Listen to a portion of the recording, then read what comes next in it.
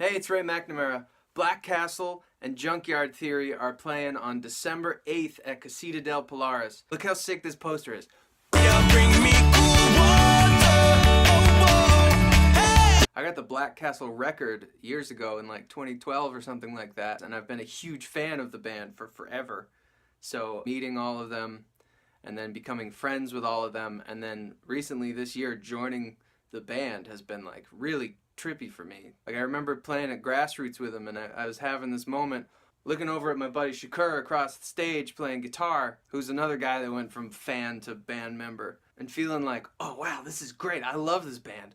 And then having this realization like, oh, I gotta focus up, I got a part coming up. I owe a lot of thanks to Elliot Martin specifically too, because he's a part owner over at Casita del Polaris and North Star House, and they've been my musical home since moving to Ithaca. I put on Galactic Monday every week, which I still can't believe we get away with, and he's encouraged me to play solo shows there, and he lent me some money actually so that I could buy that Juno, and invited me to play in Black Castle, and is like trusted me enough to bounce demos off of me of unfinished songs. Oh yeah, and I'm babysitting his Moog too. Yeah, thanks El. So it may surprise you to know that I kind of want to talk to you about synthesizers.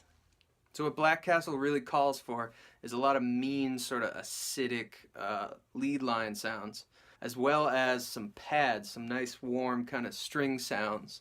So let's take a look at what I got here. This little guy, the Casio SK1, is really funny. It's got a little microphone right here that you can use for sampling fart sounds, thusly.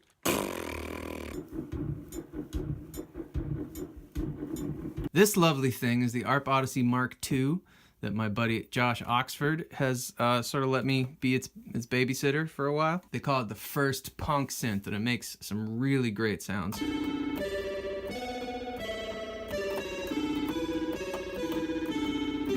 Because of the sliders and the way the switches are set up, it's hard to tell at a glance what sound this thing's gonna make, and it's difficult to change sounds quickly on it. Now this is Elliot Martin's Micro Moog. He's letting me borrow it because I'm a synthesizer daycare. Let me take care of your synths. Two benefits of playing Moog instruments to me are the ladder filter is arguably the most legendary filter in the world of synthesizers. I'd say it's got some of the best low end you can find absolutely anywhere. As far as sounds go, you can't really beat either of these guys. They're lovely synths. But the biggest drawback to me is the routing of this thing. So here you've got the LFO going to the filter up high enough you can hear the wah. But then the issue is if you send that much to the oscillators, you can't even tell what note you're playing. So if you set it to both of them, the point where I like the filter to be modulated is way beyond the point where I like the oscillator. Which brings me to the monophonic synthesizer that I do use with Black Castle, the MS-20 Mini. I love it so much, and I can't believe how cheap they are. You can buy one of these things used for like $300 to $400. They are little powerhouses. It's crazy. Plus, this bit right here really helps with the illusion that you know what you're doing. The LFO on this has this funky waveform shaper, so you can do like a sawtooth and then slowly change it into a triangle or even a ramp, and do the same thing with the pulse width of a square wave. Also, you've got here, these are attenuators going to the frequency of the oscillators and the filters, so I can get that wide filter sweep with just a little bit of vibrato. Plus, this filter sounds so mad.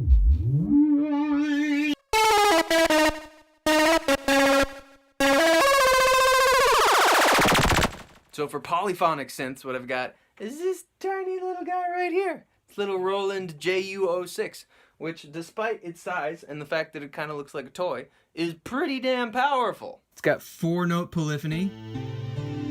It's got 3 different types of chorus. Chorus 1, chorus 2, and then chorus both. It's got presets so you can save stuff, like I got a little string pad. It's got a built-in sequencer. Oh yeah, and a built-in digital delay. Freaking MIDI in, freaking MIDI out. Runs on batteries. There's a little speaker in the back of the thing. It's got an input too, which means that I can ditch this little mixer because frankly I built it and it was one of the first things that I built and I didn't do a very good job. So goodbye. I can just plug my MS-20 straight into this and then both of them come out whoosh, into my pedal board. Saturday, December 8th, Black Castle, Junkyard Theory, Casita del Polaris. Roland JU06, MS-20 Mini by Korg. Ray McNamara.